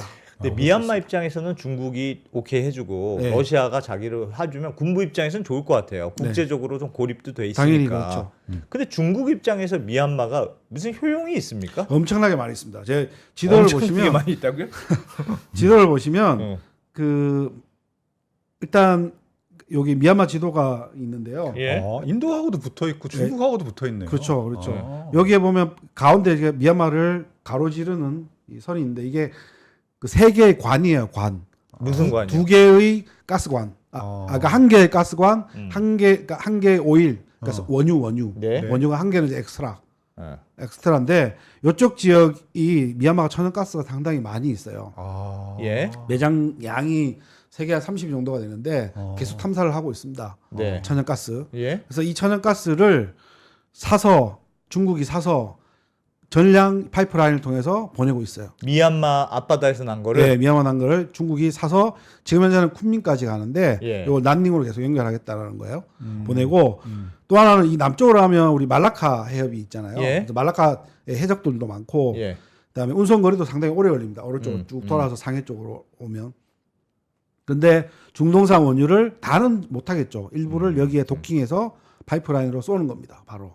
그럼 중국은 서쪽 지방진 개발이 되잖아요. 예. 그쪽 지역에 바로 투입할 수가 있고요. 아. 그래서 나머지 뭐 하나는 엑스트라 이렇게 두게 되고 중국의 인도양으로 가는 일종 1대1로 전략에 여기가 뭐 교두보라고 아. 볼 수가 있겠습니다. 그리고 이 동그라미 친 지역이나 뭐 이렇게 표시된 지역 있잖아요. 예. 주로 국경 지역인데 모두 다 중국이 자본을 들여서 경제 특구 이런 걸 만들어 놓고 있는 지역. 여기도 1대1로로 네. 우리가 돈 지을 테니까 다 만들자 그냥. 그렇죠. 그래서 여기 좀 더 지도를 크게 해서 보면 중국이 이렇게 그 선을 통해서 이렇게 1대1로를 하고 있잖아요. 예. 1대1로를 하고 있는데 중국은 오른쪽은 나갈 수 있는데 이쪽이 남중국해 예. 지역이고요. 사실상 분쟁 지역이잖아요. 그렇죠. 여기가. 여기는 중국 입장에서는 편하지가 않아요. 그러면 가야 될 지역이 1대1을 통해서 나가야 될 지역이 없다라는 거죠. 인도 이쪽은 못 나가요. 티벳이니까. 예. 그러면 제일 빨리 나갈 수 있는 지역은 미얀마를 통해서 나가는 거예요. 그래서 아까 말씀드렸던 짜오퓨가 여기에 있죠. 그렇죠? 그래서 여기를 통해서 가게 되면 굳이 말라카 해협의 말라카 딜레마나 남중국해 분쟁 지역 여기에 휘말리지 않아도 된다라는 것이죠. 와, 진짜 절묘하네 위치가. 네. 그러니까 중국 입장에서는 미얀마가 약소국이라고 할지라도 예. 미얀마가 갖고 있는 지정학적 가치나 그다음에 자원, 예를 들어서 히토류 같은 경우에는 세계 3위 매장량. 저 정도면 사이 안 좋으면 그냥 밀고 들어갈 수도 있겠는데. 그럴 수밖에 없는 거예요. 그러니까 중국 입장에서는 미얀마를 오냐오냐 할 수밖에 없는 거예요. 아무리 미얀마가 국제사회에 깡패 짓을 하더라도 예. 미얀마 갖고 있는 자원이 얼만데 우리의 국가 전략은 어떻게 막 이렇게 되는 거죠. 그러니까 네. 미얀마를 버리고 다른 국가를 과연 선택할 수 있느냐? 저는 그렇지 않다라고. 중국 입장에서는 네. 너무 중요하다. 네. 그러니까 중국이 한때 처음에 쿠데타가 났을 때는 미얀마를 멀리 했었거든요. 예. 쿠데타가 중국 예. 배후설이다 뭐 예. 이런 말이 있었고 실제로는 아니었는데 하여튼 뭐 그렇게 되다 보니까 그리고 그때 당시 코로나 시국이었었잖아요. 국경도 봉쇄하고 예. 뭐 이러다 보니까 미얀마는 좀 멀어졌지만 최근 1, 2년인데 뭐 특히나 이번 전승절 참 그 행사에 미얀마 군사령관이 참석을 하게 되면서 이제 완전히 정상하고 중국은 확실하게 니네 밀어준다. 그리고 실제로 이번 총선 12월 달에 있는 총선에 중국이 지원해주겠다라고 선언을 했어요. 뭘 지원해줘? 뭘 지원해줘? 재정적으로 지원해주겠죠. 선거할 수 있게 재정적으로 지원해주고 돈을 줄게. 예, 이번 선거부터는 그 전자식으로 한대요. 우리는 이미 전자식 하지만 이전 선거에는 이렇게 V표 이런 걸 예, 했어요. 예. 종이에다가 V표하고 수개표를 했었거든요. 이번 전자선거를 한다고 그러니까 그게 더 조작하기 쉬울 것 같긴 해. 당연히 쉽겠죠. 당연히 쉽겠죠. 그래서 그러니까 우리는 당연히 그러니까 한중일 삼국에 이렇게 갇혀서 세계를 보니까 네. 그렇게 많이 보지만 조금 더 시각을 넓혀서 보면 야. 중국이 꾸고 있는 뭐 중국몽이라는 것이 한반도에 국한된 게 전혀 아니다. 라는 것입니다. 저쪽에 아주 황금의 땅이 있다. 그렇죠. 그런 얘기 들어본 적이 있습니다. 미얀마가 희토류도 엄청 많다. 네. 그것도 맞습니까? 세계 3대 보유. 3대 보유. 네, 3대 보유국이죠. 그에다가 우리가 전략광물, 그러니까 6대 전략광물이라고 하는 그 광물들이 뭐 여러 가지 해서 구리, 뭐 예. 망간, 니켈 뭐 이런 것들이 있거든요. 철광석 예. 이런 것들도 그러니까 사람이 살면서 필요한 자원이 모두 다 있는 곳이라고 생각하시면 미얀마가요? 네. 그 가스도 나오고 가스도 희토류도 나오고. 있고 원유도 19세기 때부터 원유 생산을 했었어요. 미쳤다. 지금은 이제 거의 끝났지만 우리가 친하게 지내야 되는 거 그러니까 우리나라가 과거에 이명박 정부 때 그때 자원 해결 그때 많이 네. 했었잖아요. 네. 미얀마랑 상당히 가깝게 지냈었어요. 지금은요? 지금은 그러니까 2021년에 쿠데타 일어나면서 그때 문재인 정부 때였었잖아요. 네. 우리나라가 먼저 나서서 모든 관계를 끊겠다. 뭐 신규 뭐 지원 사업, ODA 사업 이런 것도 하지 않겠다. 우리 예전에 생각해 보니까 포스코 인터넷에 미얀마 가스전 뭐 투자하고 그러지 그게 않았어요? 그겁니다. 아까 그게 앞에 그거였어요? 예, 예. 중국으로 요즘 가고 예, 있다는 가고 있는 거? 거. 그러니까 이게 포스코가 그때는 대우 인터내셔널이었거든요. 맞아요. 지금 없어졌는데 포스코가 탐사를 해서 우리도 가스가 필요하니까 네. 사오고 싶었겠죠. 예, 예. 근데 이제 LNG랑 PNG, 그러니까 파이프라인으로 그냥 보내는 LNG를 액화시키는 거니까 이거 갖고 배에 실어 갖고 오잖아요. 예. 비용이 많이 들고 그래서 미얀마 입장에서도 당장 현금이 필요하니까 중국이 더 좋은 오퍼를 했겠죠. 그래서 그게 우리가 사지를 못하고 예. 중국에게 그냥 넘어가게 되는 거죠. 그러니까 우리가 시추 개발하고 우리 기업이 시추 개발하고 팔았구나 우리는. 네, 시추 개발하고 중국이 사가야 되는데 근데 그 아까 연안에 있잖아요. 안다만인데 그 연안에 천연가스가 더 있어요. 지금도. 네, 그래서 시추 사업, 그러니까 발굴 사업을 해요, 계속. 와, 진짜 미얀마 뭐 많군요. 땅도 넓고 그냥 뭐 근데 왜 나오는 우리- 것도 많고. 그런 말씀 한 번씩 들어보셨잖아요. 나이지리아라는 나라를 보고 자원의 저주를 받은 나라. 거기 석유 많이 나잖아요. 네, 나이지리아, 베네수엘라 뭐 이런 나라. 그러니까 미얀마도 자원이 워낙 많은데 그 자원을 제대로 개발이나 활용하지 못하고 있는 거죠. 진짜 헝그리 정신이 없구나. 헝그리 정신. 우리는 진짜 헝그리로 사는 건데. 워낙 우리나라는 워낙 없으니까 우리는 그냥 졸면 죽는다. 우리는. 네. 와. 그렇습니다. 야, 미얀마 재밌네. 제가 좀 더 네. 많은 얘기도 해드리고 싶은데 시간 관계상 조금 더 해주셔도 됩니다. 아, 조금만 준비해 오신 거인데 그래도 몇 개만 더 얘기해 주십시오. 그럴까요? 자료가 아직 많이 남아. 그 아웅산 수치에 대해서 네. 아웅산 수치 여사는 지금 뭐 하세요? 아웅산 수치는 지금 감옥에 있습니까? 그게 정확히 감옥에 있다, 뭐 가택연금되어 있다 여러 설들이 있는데 네. 확인되지 않아요. 전혀 확인해지지 않아요. 그러니까 외국에 누가 가서 만나고 싶다라고 하더라도 절대로 못 만나게. 죽었는지 안 죽었는지도 몰라요. 죽지는 않았겠죠. 돌아가시지는 않으셨을 겁니다. 돌아가셨으면 어떻게든지 부고가 나왔겠죠. 그러지는 않으신 것 같고. 근데 뭐 들리는 말에 하면 상당히 건강하시대요. 연세가 많으세요. 그렇겠죠. 올해 8순 정도가 됐으니까. 맞네요. 네. 제가 근데 어디 가서 이 아웅산 수치 얘기를 했는데 그 저랑 같이 하던 분이 연배가 저랑 비슷한 사람이었는데 그분이 자기가 초등학교 때부터 아웅산 수치 얘기를 들었는데 아직도 정계에 계시냐 이렇게 말씀을 하시더라고요. 그러니까 예. 우리나라도 뭐 정치인들 오래 하시는 분들이 있지만 그래도 막 20년, 30년씩 이렇게 하시는 분들 요즘엔 별로 없잖아요. 근데 예. 여기 아웅산 수치는 40대 중반에 미얀마에 돌아오셔갖고 정치에 데뷔를 하셔갖고 아주 오랫동안 가택연금 영어의 몸에 있다가 최근 한 10년 정도 바짝. 근데 정치를- 아웅산 수치 저는 진짜 저도 듣기는 진짜 많이 들었는데 네. 뭘 했길래 민주투사가 된 거예요? 그러니까 아웅산 수치가 아빠를 잘 만나서.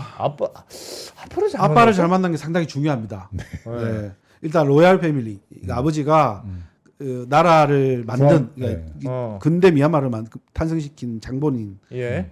이고 사실상 미얀마 사람들이 대다수가 가장 존경하는 인물이고 어. 전국 곳곳 어디를 가도 아웅산 장군의 동상 예. 그다음에 길 같은 거 있잖아요. 무슨 예. 뭐 여의로 뭐 예. 이런 거 아웅산로 이런 것들은 거의 다 있습니다. 거의 다. 그리고 조그만하게 뭐 아웅산 박물관도 상당히 많이 있고요. 그 정도로 되게 걸출한 인물이었는데 네. 근데 이분이 그 독립하기 직전에 그 정적에서 암살당해요. 아웅산 장군이 예, 아웅산 장군이 암살을 당해요. 그래서 뭐 역사의 가정이라는 게 없지만 만약에 이분이 독립 이후에 국가의 지도자가 됐으면 미얀마가 좀 많이 달라졌을 것이다라고 얘기하는 사람들이 많이 있어요. 그러니까 돌아가셔서 이제 국민들 입장에서 약간 그리워하기도 그래야죠. 하고 존경심도 있고. 그렇죠, 그렇죠. 그래야 했는데 아. 88년도에 미얀마 민주화 운동이 일어났을 때 네. 아웅산 수치는 그때 영국에 살고 있을 때였거든요. 근데 네. 어머니가 위독하다는 소식을 듣고 임종을 지켜보러 오셨어요. 예. 예, 고국에. 예. 근데 그때 이제 민주화 운동이 일어난 거예요. 그래서 이 아웅산 장군들의 따르던 사람들, 할아버지, 할머니들 비롯해서 예. 식자층들이 아웅산 수치를 찾아와요. 우리의 지도자가 되어달라. 아. 넌 로얄 패밀리의 혈육 아니냐. 라고 했는데 아웅산 수치가 나는 현실 정치에 관심이 없고 예. 어머니 장례식 치르고 영국으로 돌아가겠다. 돌아가겠다라고 했는데 그 뭐 자서전 이런 거 읽어보면 어머니를 모시고 병원을 갔는데 그 데모 시위하다 가지고 이게 막 다쳐갖고 온 젊은이들이 있잖아요. 예. 그 사람들을 보고 아 나의 인생을 여기다 넣어야 되겠다라고 결정을 했다고 얘기를 하시더라고요. 각색이 좀 된 것 같아요. 살짝 뭐 느끼는데 그렇다라고 모르겠습니다. 하니 어. 그래서 거기서부터 이제 이분의 시련이 시작되는 거예요. 그런데 남편이 영국 사람이잖아요. 안 돌아가요 결국? 그래서 아예 안 돌아가요. 아예. 아. 아예 돌아가지 않고 여기서 민주화 운동을 하는데 아하. 남편이 영국인이니까 그 사실을 알고 이 학자거든요. 티벳을 연구하는 학자, 학교에 예. 계신 분이니까 예. 네트워크에 남들 좋을 거예요. 그래서 사람들에게 알린 거예요. 미얀마 상황이 지금 이러이러하고 나의 아내가 미얀마에서 지금 이런 일들을 벌이고 있다. 외국에 알려져 있고. 그래서 그게 노벨위원회까지 알려지게 된 거고 그래서 91년도에 노벨 평화상을 받은 거예요. 근데 이때 아웅산 수치는 가택연금 중이었었죠. 그래서 내용이 미얀마의 인권, 신장, 민주주의, 투쟁 뭐 이런 것들이에요. 그러면서 노벨 평화상을 받았어요. 그리고 아웅산 수치가 가택연금에 처해있을 때 뭐 몇 권의 책을 쓰거든요. 예. 근데 그게 우리나라로 번역돼 있는 것도 있고 저도 이제 읽어봤는데 거기에 보면 약간 하늘에 떠 있는 그런 사람이에요. 뭐 무릇 정치인이면 국민을 위해서 일해야 되고 막 그런 거 좋은 말 있잖아요. 그런 거 다 하고 하는데 정작 그러면 이 나라를 군부 정권으로부터 어떻게 해방시켜야 될 것인가에 대한 노선이 전혀 없는 거예요. 그래서 한때 아웅산 수치를 뭐 아시아의 넬슨 만델라, 미얀마의 넬슨 만델라 이렇게 얘기했던 사람들이 있거든요. 그러니까 저는 그렇게 얘기하지 마라. 넬슨 만델라는 감옥에 있으면서도 자기의 동지들을 면회해서 그 동지들과 어떻게 이 아파르테이드를 해방시키고 이 정권 권위주의 정권을 해방시킬 것인가, 우리 흑인들의 세상을 만들 수 있을 것인가 되게 고민을 하고 있는데 이분은 가택연금에 처했을 때 현실 정치와 관련되는 활동을 전혀 하지 않았어요. 공주님이었구나 일종의 살짝. 그래서 그 여기에 보면 예. 그 제가 아래쪽에 보면 민주주의라고 돼 있는데 국민의 참여, 두려움으로부터의 자유 이렇게 돼 있는데 그냥 모든 사람들이 군부 정권을 두려워하지 말아야 된다라는 건데 실제로 두려워하거든요. 국민들. 총칼을 갖고 있는 군인들이. 그렇지. 두렵죠. 그다음에 비폭력 방법. 폭력은 또 다른 방법, 또 다른 폭력을 가져올 것이다라고 해서 간디의 정신을 추종합니다. 예. 근데 지금 현재 보면 아까 말씀드렸던 PDF 무장투쟁에 위배되고 있죠. 근데 만약에 아웅산 수치가 이 사실을 알고 야 니네 그렇게 싸우면 안 돼라고 하면 PDF는 그들의 정당성이 사라지게 되는 거예요. 그러니까 아웅산 수치의 말이 절대적인 일종의 그런 행위가 되는 거고 그다음 2년 보면 상당히 형이 상학적, 철학적입니다. 그러네요. 그래서 윗바사나라는 미얀마의 수행 방법이 있거든요. 이 현지어는 윗바사나라고 하는데 불교 절에 다니시는 분들은 이거 아시는 분들 많이 있어요. 그러니까 수행 방법이 있어요. 자기 자신을 신체와 육체와 정신을 분리하는 뭐 그런 수행 방법이 있대요. 되게 유명한 건데 그 방법을 통해서 자기 자신은 거의 성인의 경지에 도달했다라는 거죠. 근데 이분은 정치인이에요. 현실 정치인. 그러면 현실 정치와 관련된 정책 어떻게 우리 노선을 해야 되고 투쟁을 해야 될 것인가 이건데 이분은 자기 내면을 계속 수양합니다. 자, 그런 와중에 2016년에 정권을 장악을 해서 내가 대통령 위에 인물이 될 것이다라고 얘기를 하고 그다음에 처음에는 자기가 장관을 4개 해야 되겠다. 라고 얘기를 해요. 나중에 장관 2개만 그냥 하거든요. 1개 하기도 힘들 텐데 어떻게 장관을 2개씩이나 하고 국가 고문은 모든 상권을 그러니까 사법부를 제외하더라도 입법부 행정부를 다 통화를 하는데 그것까지 다 통화를 하게 되는데 무슨 만능도 아니고 철인도 아니고 어떻게 그게 가능하겠어요. 그 말은 상당히 동전의 양면 같은 게 아웅산 수치라는 인물이 상당히 권위적인 인물이었거나 그럴 수도 있겠네요. 네. 또는 믿고 맡길 인물이 없다. 라고 생각했거나 라는 거죠. 나는 아웅산 수치라는 인물 나는 10대 영국으로 건너가서 40대 영국에서 이 민주주의가 가장 먼저 생겨나고 발달한 나라에서 살다 보니까 자유민주주의 자체가 체화되어 있는데 미얀마에 돌아왔는데 이건 아니라는 거죠. 군인들이 오랫동안 집권해서 모든 곳곳에 군부 영향력이 미치지 않는 곳이 없고 군인들이 관료 사회를 다 장악하고 있고 어디서부터 어떻게 뜯어서 고쳐야 될지를 모르는 거죠. 전혀 현실적으로 해야 될 일이 너무 많은 거죠. 그런데 자기를 따르는 동지들도 이미 군부 정권에 오랫동안 길들여져 있으니까 입으로는 민주주의를 얘기를 하지만 실제적으로 민주주의를 어떻게 해야 될 것인가에 대해서 너무 고민이 많은 거죠. 그러네. 그것도 위험한 거예요, 사실. 그러니까 그래서 아웅산 수치를 비판을 하잖아요. 네. 그러면 안 돼요. 미얀마에선 비판. 무결점 무오류. 무결점 무오류. 아이고, 큰일 났네. 미얀마 출입 금지. 그렇습니다. 약간 성인의 반열 같은 느낌이. 성인의 반열이고. 마지막으로 하나 더 말씀드릴 거는 이 미얀마 군부 경제 활동인데 예를 들어서 그 정치 권력과 경제 권력이 있어요. 그러면 어떤 사람들은 나는 정치인이 되겠어. 나라의 발전을 위해서 민주주의의 발전을 위해서 정치를 하겠어. 이건데 미얀마 군부는 그런 걸 뭐였고 경제 권력을 장악하기 위해서 정치 권력을 장악합니다. 그게 무슨 말이에요? 그게 무슨 말이냐면 미얀마 군부는 처음에는 독립할 당시에 주역이었기 때문에 그러니까 국민들로부터 많은 추앙을 받았었어요. 1960년 이전까지만 하더라도. 역시 군인이 우리 미얀마 그때 당시에 버마였으니까 우리에게 있어서 가장 중요한 직능 단체다라고 했는데 문제는 뭐냐면 예산이 많지가 않았기 때문에 군부가 자족할 수 있는 재원이 없었어요. 그러다 보니까 이 사람들이 조그마한 회사를 세워서 자기 뭐 우유도 팔고 신문도 팔고 영화관도 짓고 이렇게 해서 사업을 조그만하게 시작을 해요. 지난번에 캄보디아도 약간 캄보디아도 그렇고 태국도 마찬가지. 인도네시아도 마찬가지. 그래서 기업을 하기 시작하는 거죠. 군인들이. 그래서 기업을 하기 시작하는데 문제는 군부 기업이 하나가 만들어질 것이고 또 하나는 군인들 가운데에서 좀 계급이 있는 사람들은 자기 개인 기업을 또 짓기 시작하는 개인 기업을 만들기 시작하는 거예요. 그래서 개인 기업을 통해서 자기네들끼리 네트워크를 만들겠죠. 그래서 중요한 뭐 입찰권이나 이런 거 있으면 뭐 비리나 부정 이런 것들이 만들어지게 되는 거죠. 그래서 이 권력을 장악하다 보니까 그 이외에 우리가 모든 행정이나 이런 것도 다 입법을 다 결정할 수가 있잖아요. 그래서 정치 권력을 장악하면 자연스럽게 경제 권력까지 다 장악을 하게 되는 겁니다. 그래서 크게 2개의 기업, 많은 기업들이 있는데 2개의 기업이 있는데 미얀마 경제지주공사, 미얀마로 그러니까 우방이라고 하는데 이 기업이라는 게 하나가 있는데 여기에 보면 미얀마의 웬만한 돈 되는 기업들은 다 가지고 있어요. 예를 들면 여기 예를 들면 보시면 보석, 미얀마가 또 보석의 나라잖아요. 전 세계 통용되는 에메랄드, 루비 이런 것들 대부분 다 미얀마산. 이거 옥 있잖아요. 우리 뭐 춘천옥 예, 예, 뭐 이렇게 옥. 우리나라 춘천에 이제 옥 거의 안 나오잖아요. 미얀마 옥이 유명해요? 중국으로 해서 온 옥이다라는 거 다 미얀마산이에요. 예. 저는 실제로 봤는데 산 자체 있잖아요. 조그마한 산이 다 옥으로 돼 있는 거. 또 봤어요. 와. 엄청 많습니다. 그래서 이런 그러니까 보석류도 있고 목재, 운송, 자동차 같은 경우 그 중고차 같은 거 수출 있잖아요. 이런 거를 군부 기업이 다 장악하고 있었어요.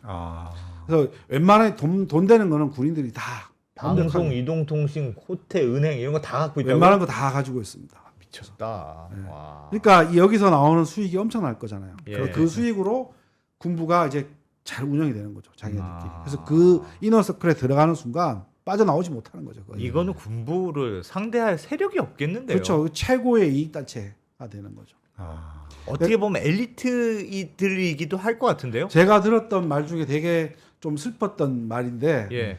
그 어떤 분의 남편이 민주화 운동을 하다가 잡혀서 감옥에 갔어요. 예. 근데 그 아들이 하나가 있는데 예. 중학생인가 뭐 이때쯤 됐는데 아들이 뭐가 됐으면 좋겠냐라고 하니까 아들이 커서 대학은 사관학교로 갔으면 좋겠다라고 얘기를 내 민주투사인데 네. 그 말은 사관학교로 가야지 잘 먹고 잘 산다. 계층이든 경로에 가장 빨리 사다리에 가장 빨리 올라갈 수 있다라는 이게 되게 저는 상당히 좀 서글펐어요. 실제로 미얀마에서는 사관학교를 가야지 출세할 수 있는 가장 좋은 그런 거네요. 딱 똑똑한 애들은 다 절로 가겠네. 그렇죠. 우리나라도 한때 사관학교를 나와야지 네. 좀 그런 적이 있었잖아요. 지금은 근데 쿠데타 이후에는 사관학교에 대한 인식이 많이 좋지가 않아서 안 가는 분들이 많습니다. 군인은 우리나라 의사와 같은 거다. 의사 변호사? 예. 네. 와. 그 정도로 군부가 갖고 있는 권력이 아주 강하니까. 합니다. 근데 이런 바뀌지는 않겠네. 기득권을 한꺼번에 내려오는 게 쉽지는 그렇겠네요. 않겠죠. 쉽지는 않겠네요. 네. 와, 진짜 희한하게 되게 비슷하군요. 동남아시아는 그러니까 군부가 어떻게 보면 후진국이었을 동남아시아가 네. 막 독립하고 하면서 네. 가장 선진화된 조직이었을 거예요. 맞습니다. 군부가. 그러니까 사회에 여러 세력들이 있는데 네. 그 가운데에서 군부가 가장 근대화되었고 맞아, 그럴 거예요. 군부를 운영하는 장교들 같은 경우는 서구식 교육을 받았을 거죠. 그러니까 일반 국민들이랑 제일 똑똑해. 생각하는 여기. 자체 차이가 완전히 다르죠. 예. 그러니까 제일 똑똑한 사람들이 잘못 생각해서 권력을 국가를 지키는 게 아니고 권력을 잡게 권력을 장악하고 되는 그게 몇십 년이 이어지고 있고. 그렇죠. 비극이군요. 아이고. 알겠습니다. 알겠습니다. 야, 진짜 미얀마 뭐 사연이 많네요. 여기도 미얀마 그냥 단순한 나라인 줄 알았더니 사연이 많은 나라군요. 동남아시아 배울 게 아직도 많죠? 뭐 저는 불러주시면 얼마든지. 네. 참 그리고 예. 그 저번에 제가 출연을 했을 때 예. 우리 뿌레아 베이아 사원에 대해서 제가 예. 뭐 가치가 없다 이렇게 해서 제가 댓글을 좀 읽어봤거든요. 네. 근데 가치가 없다라는데 제가 그런 의미에서 가치가 없다라는 게 아니고 유네스코 세계 문화유산이에요. 그럼 네, 가치가 당연히 네. 있죠. 야. 제가 가치가 없다라는 것은 이게 뭐 여행을 그러니까 한꺼번에 우리가 쉽게 저렴하게 잘 접근할 수 있거나 아니 사람들이 많거나 많이 알려져 있는 인지도가 있는 그런 곳은 그런 아니다라는 정도까지는 의미로 아니다. 네, 받아들여야지. 세심한 답변. 그런 의미입니다. AS 차원에서 말씀해 주세요. 마음이 살짝 스크래치 나셨네. 아니야 여기는 첫 출연이니까 댓글을 좀 읽어봤습니다. 알겠습니다. 네, 알겠습니다. 오늘도 재밌게 잘 배웠습니다. 네. 고맙습니다. 네, 감사합니다.